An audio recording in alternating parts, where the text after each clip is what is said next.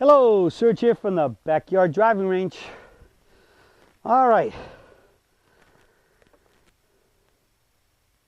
I got an email here that came into customer service from Bob McCosco, and he sent one in 2 days in a row. Second day was kind of like a backup to his first day. So I'm going to read them as I receive them. And first one says, Serge, I just watched your video, three-sided view, and noticed that your club is laid off from vertical on the backswing and has gone past vertical. This does not seem to be what you have been saying is important, as being important. Also, your left knee is moving more than it should, and in the back view, your right arm is in front of your left, and it is not slightly behind it. Please comment on this. I've been working on a PPGS for a year now, and have not perfected it yet. I'm not getting the distance I would like, but I am hitting it straight, and I'm not losing golf balls. Bob McCosco, 77 years in climbing. All right, next day he sends this in. Made some good comments here. He says, I was referring to the position of the club at the top of the backswing. The shaft is not vertical and appears to be laid off and not vertical when reviewed from the side and the back. I am an engineer, and vertical is vertical. I'm not an engineer, and I know vertical is vertical. That's 90 degrees to the ground. I'll explain this in a second. Unless you are referring to the shaft position being at 90 degrees to the spine angle and not vertical to the ground. Maybe it was the camera angle that misled me to think your right arm was not behind the left. When I swing, I try not to flex the wrist such that the shaft passes the vertical position. Is that correct or not? I also try to keep the shaft vertical at the top of the backswing when viewed from the front. Is that correct or not? Okay, we got a couple things to go through here. First off, I gotta ask I'll make a few comments here. I went back and looked at that video, and yes, you caught me. I was not as vertical as I should be at the top of the backswing. Okay, I looked at it. It was maybe right about there from this view. All right, but I will tell you one thing. I think whatever you thought that you saw that I went to parallel, that's got to be wrong, because I am 3/4 with everything. I never get about farther than there. This is that position. This position and that position is in your second question that you wrote the next day. Or I'm going to cover that. So the thing is that sometimes when I'm especially talking and I'm moving around, and I'm jumping from a position that I was going three-sided, and I'm swinging and I'm talking and I'm looking at the camera sometimes and things like that, I might not hit perfect positions as well as I do when the only thing I'm thinking about is and I'm in a perfect posture and I'm making a perfect golf swing. I'll hit those positions. So if you could indulge me on that, listen to the words. But when I'm moving around a lot and my mouth is moving as faster than my body, all right, you might have to cut me some slack. Plus, remember, this backyard right here is not level. It's probably at about a 20-degree slant because the water flows down this way towards the camera out into my driveway. Okay, and so it's not level.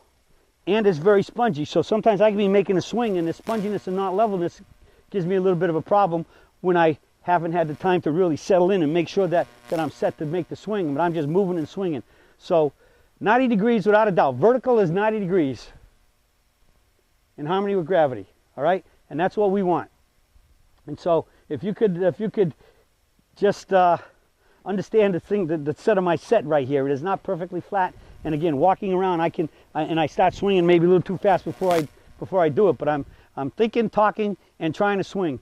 But I know y'all catch me because I've even had people write in one time. They're putting protractors on me and everything else.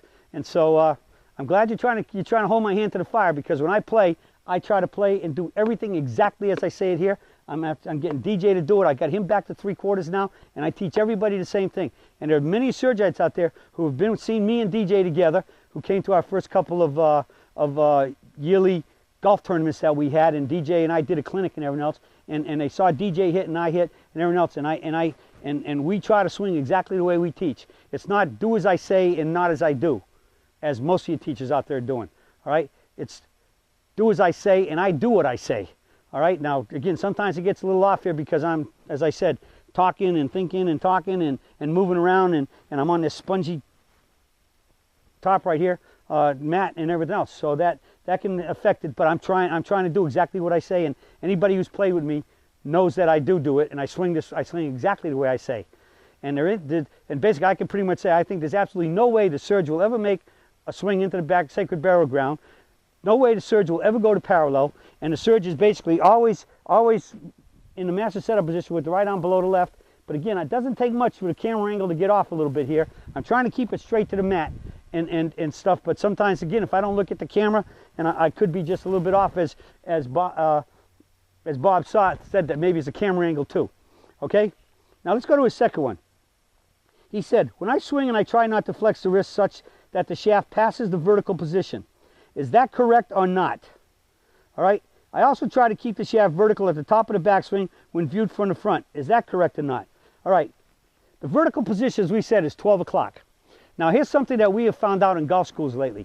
I use a clock behind me now and then, and so if the clock is sitting back here, in other words, if I take my watch off right now and I put it up here and I hold it up and 12 o'clock is up there, at this, when I'm standing at this position, the club can be at 12 o'clock. Okay? Even if I get, as my parent club goes to perfectly 3/4, which is about that position, that's not 12 o'clock as far as the clock back there went. That's sort of like maybe if the 12 was over there, that'd be over there about 2 o'clock. All right? So some people think that 12 o'clock from this view, or would it be this view too, either one, where you're sideways and there's a clock back there on the wall, that's perfectly 12. But if I keep that 12 o'clock over here, I've only got about a half a backswing. All right? You got me? We've caught a lot of people just swinging to there because they're doing 12 o'clock from both views. So in other words, if the clock was back there, there's still 12 o'clock. 3/4 is going to be, your hands still, as long as I maintain this right angle and I lift my hands a little bit higher, I'm maintaining that right angle as Bob just talked about where he's maintaining the firm wrist. But you have to have at least enough lift where the club is going to get, if I'm still looking at that clock back there, about 2 o'clock. 12 o'clock is going to do what? To get the club from 12 o'clock, it's going to lower you back down to where your hands are basically barely up to the center of your chest maybe. All right, which is not going to be, you're not going to be high enough to really get, when we make that bump, to get that nice extra free fall, super boost of energy to help you speed up the club on the way down. So I hope this clears up that question. 12 o'clock is 12 o'clock. We always want 12, and especially when we hit the ball, we come back up, we want that club coming up 12 o'clock over here and straight back down. All right? But you got to understand, if you're 12 o'clock and that's the highest you swing, keeping it to 12 o'clock and the clock behind you, that's not good enough. You can go about 2 o'clock. You start getting to 3 o'clock, you're parallel. So you want to be somewhere between like 1 and 2. All right? And the whole key is it just as Bob said right here. I try not to flex the wrist such that the shaft passes the vertical position. From here to there, to there, to there, my shaft, I never change that angle. And it's pretty much close to 90-degree angle. So you get up here, you get past 90 degrees would be about here, where it's 12 o'clock. To get to about here with that clock back behind me would be about 2. We certainly don't ever want it going because I'm changing that wrist. And you can know you're changing the wrist because you're going to feel it break your hand open every time. Okay? So Bob came up with some great observations. Yeah, I went and looked. Y'all caught me. I've been caught before. And I guess sometimes when I get going, and like I said, it's hard to do it here sometimes when I'm moving fast and really quick and I didn't settle into a really good posture and I'm not totally perfectly athletically ready and energized like I would if I had walked in to hit a shot and settled in. So sometimes it'll allow me a little bit more flexation and motion than I want because I didn't get totally energized or energy activated, as I like to call it sometimes. And so that'll happen. But I'm glad you're all paying attention. I like this because it tells me you're paying attention. You're really checking me out, which means I can't ever let up because I know you all are watching. And those of you that watch and believe and understand and trying to do it, it's good to hold me to the fire too because I'm a believer. Do as I say, and I do as I say. So, great questions. Bob, good job. And that's it for the Surge for today, and I'll be talking with you all again soon.